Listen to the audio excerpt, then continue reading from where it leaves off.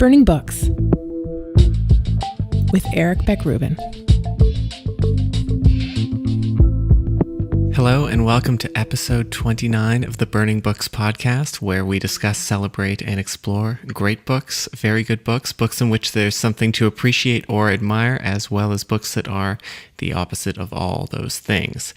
Today we embark together on another chapter of my long voyage entitled Trying to Give a Shit About the Writings of James Joyce, and Failing.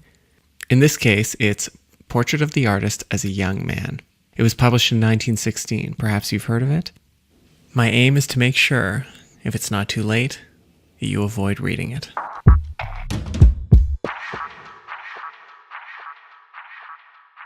I curse the moment in time I selected this book for reading. 10 years after I celebrated turning the last page of Dubliners, I had forgotten the pain, by which I mean the self-indulgence, of stories like Little Cloud and other Dubliners stories I've apparently blocked from recall. I despised reading that book for many reasons, but probably above all was its parochialism, its obsession with a narrow range of subjects, and for its counterintuitive, at least from this perspective, grandiosity of tone. Somebody once wrote that James Joyce paved the road of modernism using a Victorian tractor, and except for that part about modernism, that seems about right.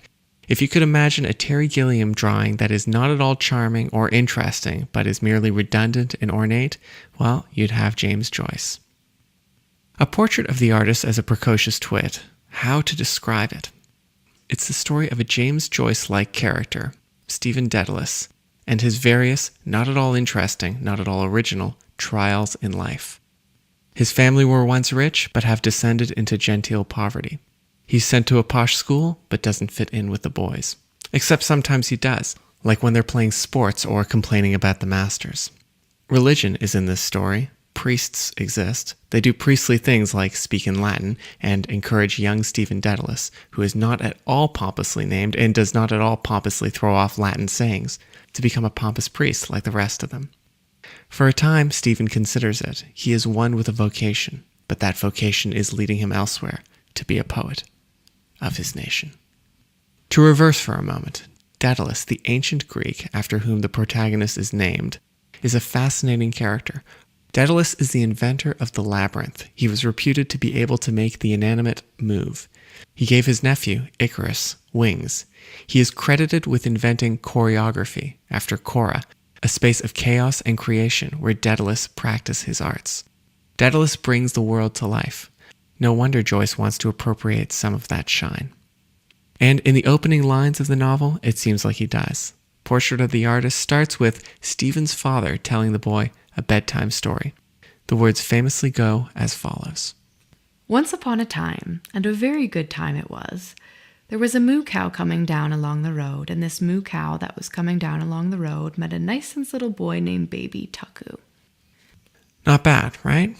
Enigmatic, rhythmically appealing in a way that is comparable to the opening of Lolita, and intriguing. Problem is, these are the best words in the book. From then on, it's downhill. The reasoning for this is simple. For every inspired passage, there follows a devolution into garbage. Take exhibits A and B. The wide playgrounds were swarming with boys. All were shouting, and the prefects urged them on with strong cries. The evening air was pale and chilly, and after every charge and thud of the footballers, the greasy leather orb flew like a heavy bird through the gray light. Nice, right? That's the potpourri, though, and we know what that covers. Roddy Kickham was not like that. He would be captain of the third line, all the fellows said. Roddy Kickham was a decent fellow, but Nasty Roche was a stink. Roddy Kickham had greaves in his number and a hamper in the refectory.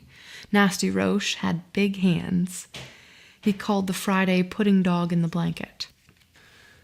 The problem is that one can just about muster the energy to decode what Joyce is trying to say. Dog in a blanket, pig in a blanket in this case. But one cannot muster the energy to care. And as the novel goes on, there's more dog in a blanket type passages than there are lovely if irrelevant descriptions of landscape. And this is how the novel goes on. Most of Portrait, which is cut into shortish sections describing Dedalus's passage from boy to young man, takes place at the school where Stephen is a student, taught by the priests. There is a competition among boys, there are friendships, aspirations, etc. But mostly what transpires is James Joyce playing with language much like a 3-year-old plays with his little penis, compulsively but not productively. Being plagued by demons, being bad at sports, being underappreciated or unappreciated by his peers, the artist living in extremis, feeling the world more than those around him, it's hard to know whether Joyce had created the cliches that are said to govern the artist's development or merely parroted them. What is certain is that reading his novel in 2015 adds nothing to my non-appreciation of these tropes. Outside school and the church, there is a third whirlwind in Dedalus's life: sex.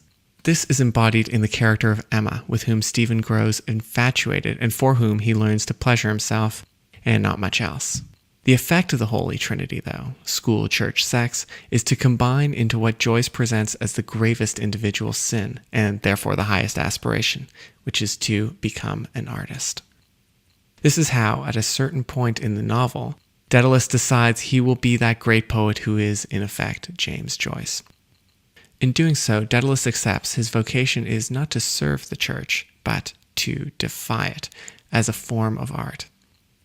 Does this mean that in the book, Dedalus comes to the point of actually creating the art? No, but we're given to understand he will, and it will be glorious. In the meantime, from embodying every single cliché of the young man's development into an artist, he embraces every single cliché of the young artist's self-conscious anticipation of himself as the artiste. The result? Let me put it to you this way. When people say they hate slacking, self-indulgent, hipster pseudo-artists, they're thinking of the grandchildren and great-grandchildren of Stephen Dedalus.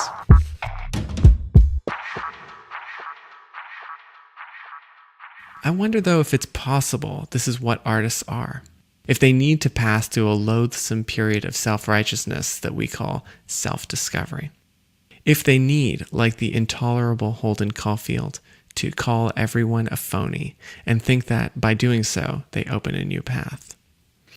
I once heard the beginning of an artistic career compared to the launch of a rocket, all fire and energy and madness expended on the effort of breaking through the Earth's gravitational pull. But if so, if this is correct, why do we as readers need to inhale all that exhaust produced by the rage of this launch? I know lots of writers who do angry, and Portrait of the Artist as a Young Man is above all an angry, angry book. But those other writers do anger more intelligently and eloquently. The one that immediately comes to mind is Voltaire and his novel Candide. Faced with what was, to his mind, the monumental and widespread idiocy that we live in the best of all possible worlds, Voltaire wrote his scathing novel, where the protagonist, Candide, is flayed and reflayed by the world only to utter the daft line that he could not possibly be happier than he actually was. That novel still stands on its own. It remains funny, nasty, and vivid because of its accurate, sharp-witted descriptions of the world's many venalities. By contrast, Joyce's latter-day bitching about the state of his religion, city, country, and, most odiously, nation, has none of Voltaire's insight. Accusing an individual or group of hypocrisy, as Joyce so often does not constitute critical thought. It constitutes laziness. And what one quickly realizes is that, despite all its tortured rhetoric, The Portrait of the Artist as a Young Man is one hell of a lazy book.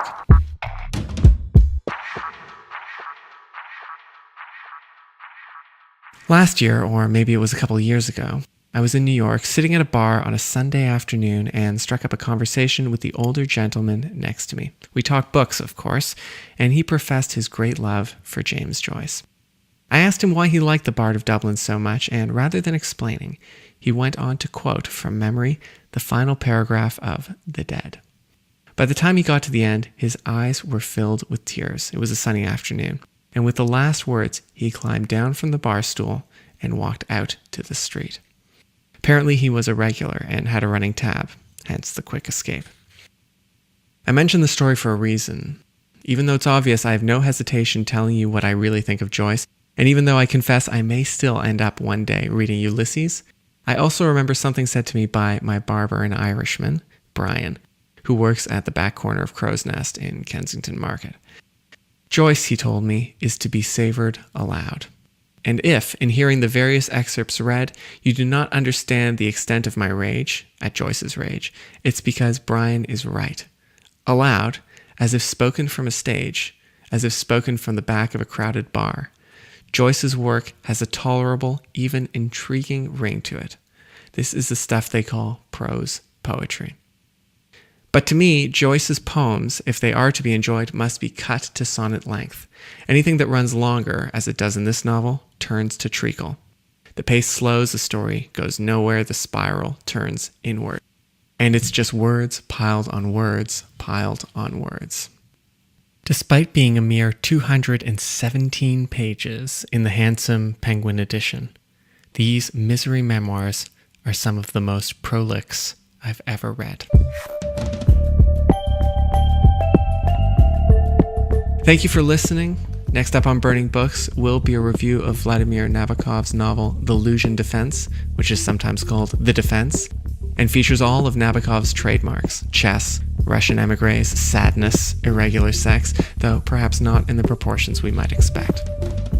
Burning Books is part of the Litopia network of podcasts, and you can hear back episodes, subscribe, and reach me there via the email the show button, all by going to litopia.com, spelled the way it sounds, and following the link to Burning Books. I also enjoy getting your tweets, nasty and nice. I'm at Burning Books Pod.